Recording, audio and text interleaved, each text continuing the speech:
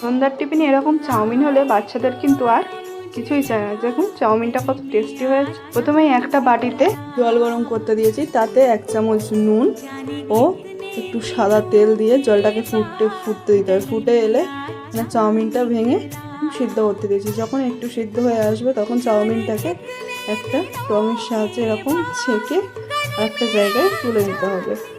এবার চাউমিনটাকে ভালো করে ঠান্ডা জল দিয়ে এরকম ওয়াশ করে দিতে হবে, যাতে একটা আরেকটার সাথে লেগে না যায়। এবার ডিম ভুজিয়া করার জন্য কড়াই একটু সাদা তেল দিয়ে একটা ডিম ভেঙে তাতে একটু নুন ও গোলমরিচের গুঁড়ো দিয়ে সেটাকে ভালো করে ডিম ভাজা করে নেবেন।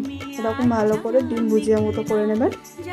করে নেওয়ার পরে একটু ভেজে এলে সেটা নামিয়ে নিয়ে এবার একটা কড়াই আবার একটু সাদা তেল, পেঁয়াজ কুচি, লঙ্কা কুচি দিয়ে সেটা ভালো করে ব্রাউন কালার আসা পর্যন্ত একটু ভালো করে ফ্রাই করে নেবেন। এবার একটা বাটিতে একটু soya sauce, red chilli sauce ও গ্রিন চিলি সস আর টমেটো সস দিয়ে ভালো করে সেটাকে, আর তার সাথে একটু ভিনিগার দিয়ে সেটাকে ভালো করে গুলিয়ে ওই ভাজা পেঁয়াজের ওপর ঢেলে দিতে হবে।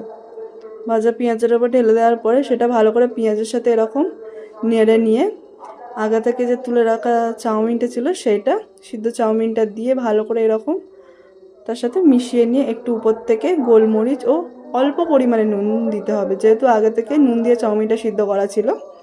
নুন দেওয়ার পরে এবার যে ডিমটা ভেজে রাখা ছিল সেই ডিমটাও দিয়ে ভালো করে মিক্সড করে নিতে হবে। মিক্সড করে এরকম যখন চাউমিনটা ভাজা ভাজা হয়ে আসবে তারপর চাউমিনটাকে নামিয়ে নিলেই রেডি সন্ধ্যার সময় টেস্টি চাউমিন।